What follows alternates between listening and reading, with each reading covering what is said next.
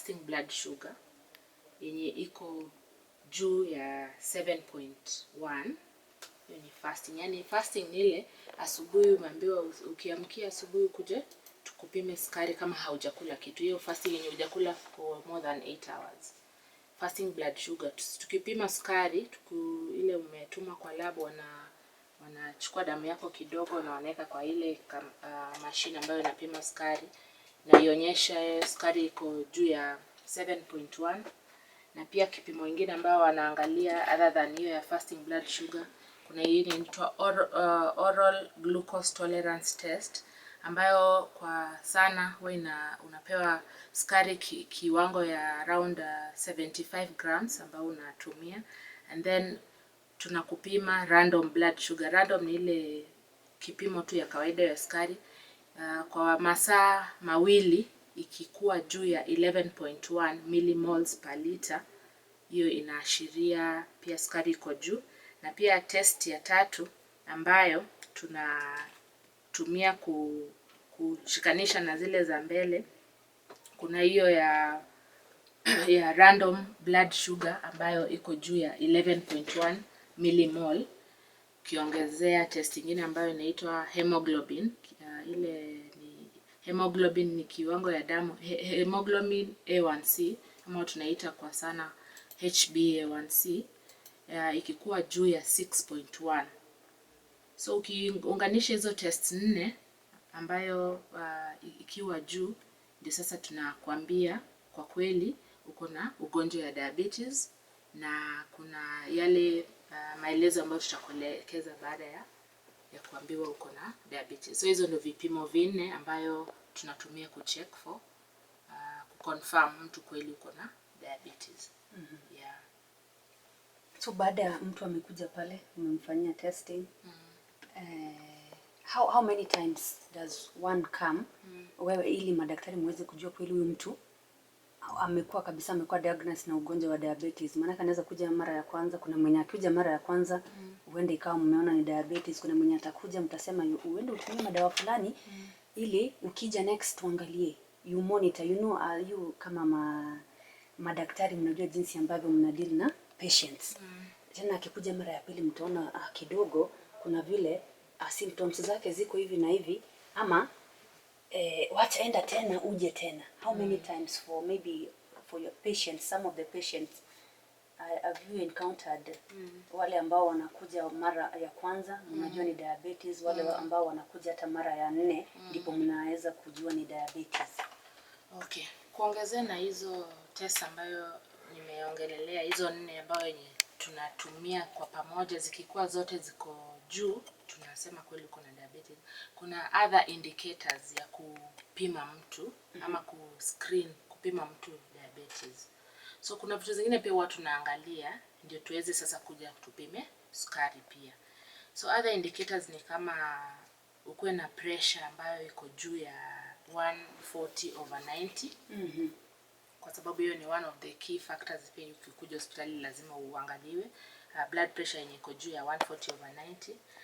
Pia kuna hizi test zingine ambao huwa tunafanya ambao tunaangalia, tumeongelea about body mass index, overweight.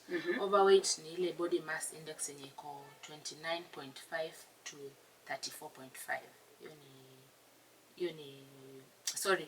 Overweight ni any weight ya body mass index yenye iko above 25 to 29.5.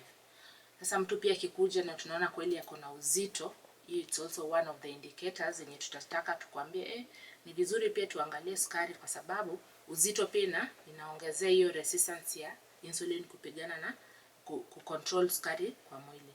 Na pia vitu zingine ambavyo tunaangalia ni ile cholesterol levels kwa mwili.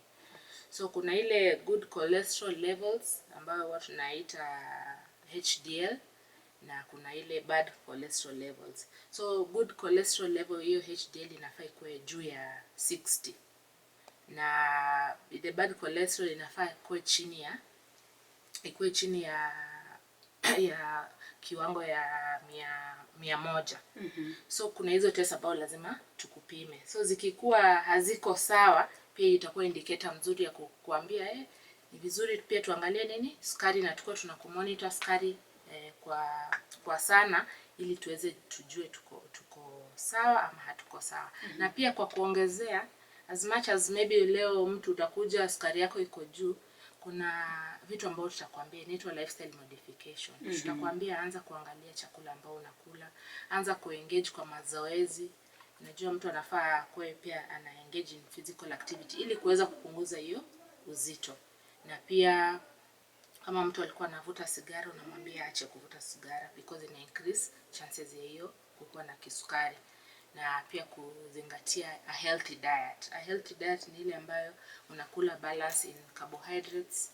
Hiyo ni ile chakula kama kina ugali, balance in proteins. Hiyo ni kama mayai na nyama na hizi na kuku, acha tuseme hivyo. Na pia mboga na fruits ambayo pia inafaa ikuwe in balance. Na pia kunywa maji at least 8 glasses in a day. So kuongezea kwa vitu yote ambao tunasema indicators ya kupima, hizo ndio vitu ambao tunaweza kuongea na wewe kwanza uende ujaribu kubadilisha, ndio kirudi tunatarajia at least kukuwe na change. Yeah.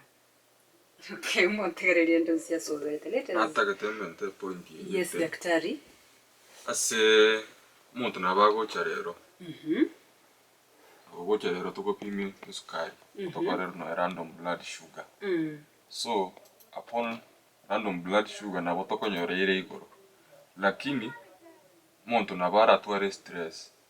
Akoro bote stress igotoramanya sukari yao ose mbigere gose teiguya. Ase point ya ke test kukurukunga HB1C, HbA1c. So kwa HbA1c, hiyo test ni marker ya for the past 3 months, 2 to 3 months. Hiyo HbA1c inaweza tukonfirmia kama uko diabetic. Hiyo kupima sukari yao watumire for the past 3 months. The sugar that you put in tea? No, not that one, the foodstuffs. Oh, everything, yeah, everything. generally. HbA1c nere confirm The levels sukari ya watumire for the past 3 months. HbA1c nere confirm. So it confirms in 3 months only? 3 months for the past 3 months. Okay. Yeah, 2 to 3 months. Nere confirm kile. Ikikuwa juu sasa ndio inakuwa kuna shida. Okay, thank you so much. Kianizidi kuzungumza kwa pamoja kusikira tukasanga subuamu naba na daktari ya igase studio daktari tima itinga andake how do we treat and then we come to how we manage, or we manage and then we treat? What do you do first? You manage and then you treat. Okay, yeah. How do we manage diabetes? Because there's someone somewhere, as much as I'm in the obese level, and you are already nko nkonya motarete, lakini na nchomo nyene as much as nko nkonya mole navunja rules. You know, patients we are very funny. Navunja rules kabisa. Unaenda mara moja unasema niambia nitembee kutoka hapa ambapo na hii mlima ya hapa kwangu nitaweza kweli? Hapana. Nimemaliza. So how do you manage? What is the management of diabetes? Okay. So what tunasema prevention is better than cure. So kuna ile lifestyle modification or lifestyle change. Yenye vitu ambavyo tunafaa kufanya ili tuweze kuzuia kupita from pre-diabetes to maybe diabetes, or kutoka kwa ile worse situation ya diabetes kukuja sasa umeweza kucontrol sukari yako. So tunafaa kuwa na ile healthy body weight. Healthy body weight huwa tunaangalia venye tu tumesema body mass index. Unaangalia urefu na uzito wa mtu. Kwa sababu so kuna ile normal, hiyo ndio sasa inaashiria uko na healthy body weight. Body mass index yenye inafaa ikuwe normal of 18.5 to 24.5. Hiyo ile ukipimwa na iko outside hiyo range, sema imepita 24.5 imeenda juu, kuna ile kiwango ya kilo utaambiwa punguza kiasi fulani ya kilo ufikie hapa, so that body mass index inakuwa normal. Na unakumbuka tukiongelea about type 2 diabetes ambapo ukikuwa na uzito kwa mwili, mwili inakuwa na resistance ya kukubali insulin kuprocess sukari kwa mwili ili kuwe within normal. So kupunguza kilo ndio kitu yenye tunaangazia kwanza, kuwe within normal. Then kitu ya pili ni physical activity ama kufanya mazoezi. Na inatakikana sisi kama binadamu tunafanya exercise about 30 minutes, moderate exercise at least 3 to 4 times a week. Yes, 3 to 4 times a week. Either kama mtu anaweza afford kulipia gym anaweza lipia, ama unatenga wakati kwa siku yako, either make morning jogs ama evening jogs, kukimbia ama kutembea. Kwa wale ambao tuseme wako na changamoto ya kiafya, tuna encourage at least anaweza tembea. Na ile kwa kutembea watu tunasema unatembea mpaka unasikia at least moyo inapiga piga. Na pia kuna hiyo aspect ya kukuwa na healthy diet ambapo tuna avoid sugar, either you reduce the amount of sugar intake or you stop. Na pia kupunguza saturated fats, chakula ambazo ziko na kiwango mingi ya mafuta. Sana sana siku hizi unaona tunapenda kukula siku hizi kila mahali. Sidhani kama unaweza enda sahi town yoyote Kenya ukose viazi ya viazi ya karai, chips, yenye watu tunakula chips ama fries. So hizo ndio chakula ambazo tunafaa avoid, na kunywa soda. Soda ndio watu wanasema sijakula kitu, but pia soda iko na kiwango mingi ya sukari ambayo pengine mwili yetu haihitaji kwa wakati huo. So tuangalie chakula ambayo tumepunguza sukari, ni balance. Balance diet na chakula ambayo tumepunguza kiwango ya sukari. Na pia tumezingatia mambo ya wale ambao wanavuta sigara. Stop smoking tobacco. You stop. Actually kwa tobacco watu wanasema uache. Kwa sababu inaongezea hiyo resistance ya insulin kwa mwili, kusaidia kucontrol kiwango ya sukari kwa mwili. Daktari, ningependa labda kidogo tu kuzungumzie baadhi ya vyakula ambavyo ni do's and don'ts, kwa sababu kuna nyanya pale nyumbani wanasikiliza baba tegerete nkari kabisa ategete kuna andake bako tebege ntekinkuli tibwende tekuli gose na kimbwende kuli, at least you can give it like meals. How is someone supposed to combine so that to have a good balanced diet to avoid diabetes? Sawa. So kwa upande wa balanced diet, kuna ile tunasema carbohydrates. Kuna ugali, kuna chapati, kuna ndizi na mchele, hizo ndio carbohydrates. Na kwa carbohydrates kwa sahani kwa wale ambao wamesomea nutrition wana advice kwa sahani yako kiwango ya ugali ama ya carbohydrates inafaa ikuwe ndio kidogo kwa yote. Tunafanya opposite. So watu tunafanya opposite. Sisi watu tunakula ugali mingi kuliko mboga. So kutoka kwa carbohydrates tunaenda kwa protein ambayo sasa ndio inaongezeka kidogo kwa sahani yako. So unachora seme circle, una divide into parts. So kwa hiyo sahani yako carbohydrates inafaa kuwa ndio kidogo. Seme kama ni ugali ni kadogo, kama ni mchele ni kidogo. Then tunakuja kwa protein. Protein ni chakula kama mayai, nyama, maharagwe, I think ndengu pia iko kwa hiyo klasi ya proteins ambayo inakufaa pia kwa na size yake kwa sahani. Na kwa wingi kwa sahani yenye tunafaa kula kwa wingi ni vegetables. Huwa tunasema green leafy vegetables. Ama ile ambayo iko karibu na kwako. Pia na fruits pia inafaa kwa wingi. So huwa mara mingi huwa tunaweka in reverse.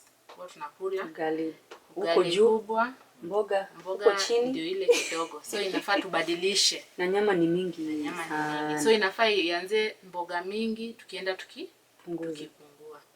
Yeah. Na kwa wale ambao maybe ni wazito, vitu ambao wanafaa sasa kuangalia ya kusaidia kupunguza uzito, kwa sababu already mwili iko na stored fats.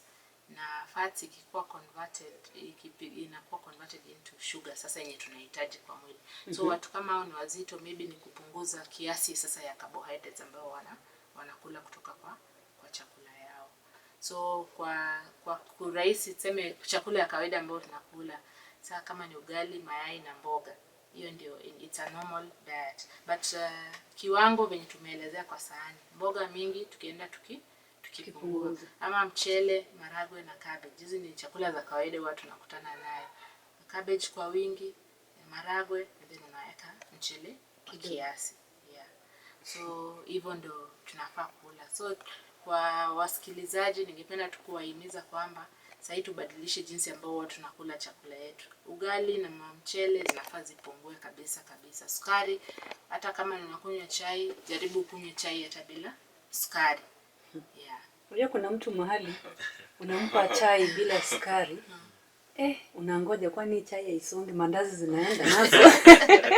Lakini mtu amezoesha mwili, anajua muberone tuko koregasi tanyete sukari nere kogera nale manechi nguru. Na sasa ni lunch, almost lunch time, watu wanapika. Kuna mtu alikuwa ameandaa mchele ni hapa na huko na cabbage ni kadogo. Sasa andonsia soberete saa hiyo tutegerete kuru otegerete kusema kura sumu nyagitari ya sisi tafadhali punguza, wacha iwe the opposite. Iwe the opposite, tufanye exercise ili tuweze kusaidika pia na tupunguze soda. Tunapenda soda. Kuna mtu akobuka mwambia kutabunga ili tukulitara tinkurara ntara ni soda on a daily basis. Watu wameona soda, ama mtu amefanya kazi anasema acha ni kunywa soda, ndio soda baridi.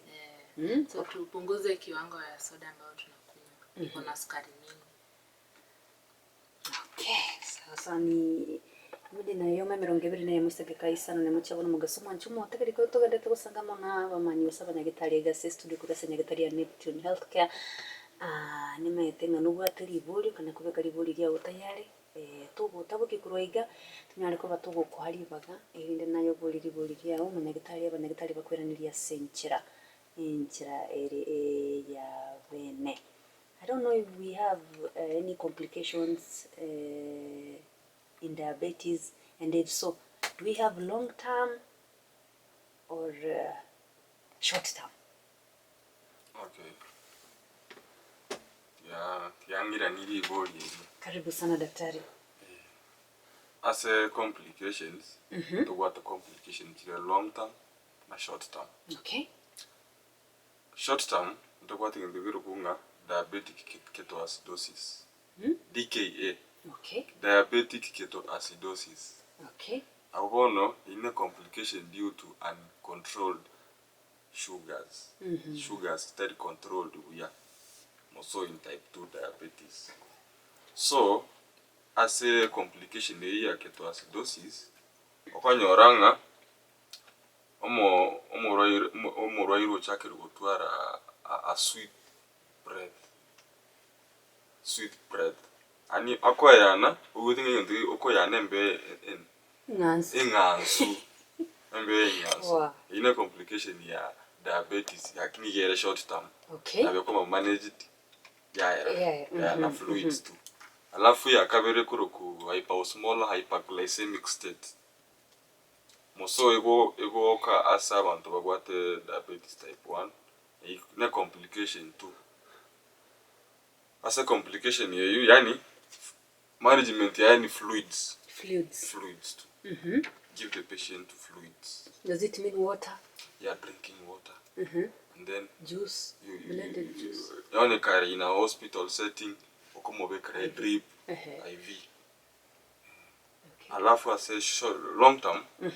Long term one of the secondary things na wakonyoranga omurairo develop pressure. It is so important during the tests One ta koro muroire we go include pressure ime. Monitor pressure.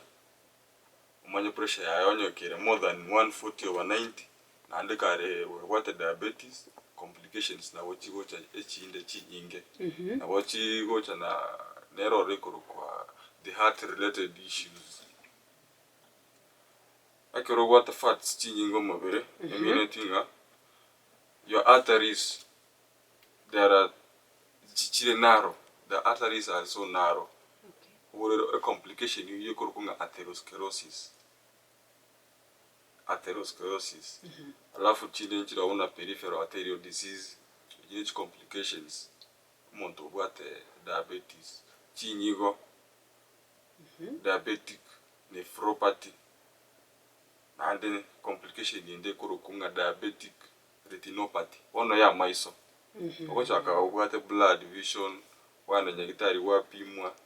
Wanyorunga or the arteries chigo supply blood to the eyes they are very affected. The macro aneurysms, macro aneurysms. Kora chinya kitara bongo koeresa mono motegereri in a scientific way na weke songeke medical terms lakini kora chese nyakitari yaito ya Neptune tutakupatia more information about diabetes toko erese toko pime kirege to confirm nechi test it whatever chi complications nechi nyinge chiroro chiron coronary artery disease ine ya nkoro ulcers to ne binge chi complications nechi nyinge wane chichile long term nechi nyinge chire omwanjo matega dia so to iwete ono tuako tunakuomba kuje kwa hospitali yetu tukupime tukueleze tukupatia devices alafu kila kitu kitakuwa sawa. So what's the prevention of these complications?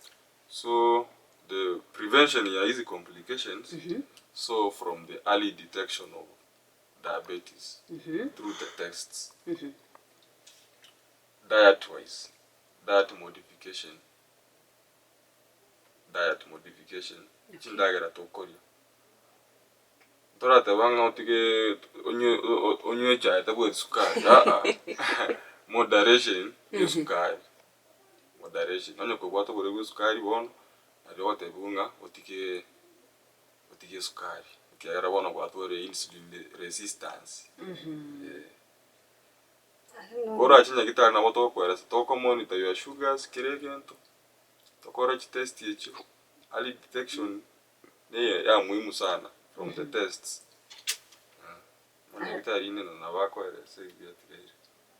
Okay, thank you sana daktari. Tumetinga challenges and complications, are they the same thing ama the challenge is a different thing. Yeah. What are some challenges of a diabetic person? Diabetic person. Yes. Challenges. Challenges, they go hand in hand with the complications. Yes. Of diabetes. Are there any challenges that maybe it's so separate? Yeah, you can develop stress. Yes. That's a challenge, and it's a complication. There are so many challenges. Any other challenges, daktari? So challenges ambayo maybe mwenye ako na diabetes anaweza kuwa nayo. Jua ndio maana tumeongelea early detection. Ukifanya early detection unakuwa kwa ukaribu na daktari wako ili uweze kuwa unatumia yale madawa ambayo inaweza kucontrol sugar zikuwe within normal. Yeah. So challenges utapata maybe usipotumia dawa ambayo inafaa unapata complications ambayo inakuletea ile challenges ya kifedha. Utatumia pesa nyingi zaidi kwa kutibu diabetes kwa sababu haujazingatia kuitibu vile inafaa ama kuangalia zile vitu ambazo tumeongelelea, kuangalia chakula ambayo unakula, kupunguza sukari ambayo unatumia, kufanya mazoezi hapa na pale kidogo na kutumia dawa jinsi inavyofaa kulingana na vile umepewa kwa hospitali. Unapata Watu wengine wanapewa dawa kwa sababu wasikii chochote, anasema leo na meza, kesho simezi. So unapata kuna hiyo poor compliance on treatment huwa ina affect hiyo management ama matibabu ya diabetes. Na kuna pia challenge nyingine yenye ameongelea about complications. Kuna hiyo unhealing wounds, zile vidonda ambao haziponi. Na ni kwa sababu gani? Sukari ikikuwa juu, kidonda haitaweza kupona. Kwa sababu gani? Bakteria zinapenda mahali sukari iko mingi. Tayari mwili yako imejaa sukari. Zitaendelea zikiongezeka kwa wingi. So utapata kidonda haifanyi nini? Haiponi. Wewe kufanya kazi yako ya kila siku unapata hauwezi fanya.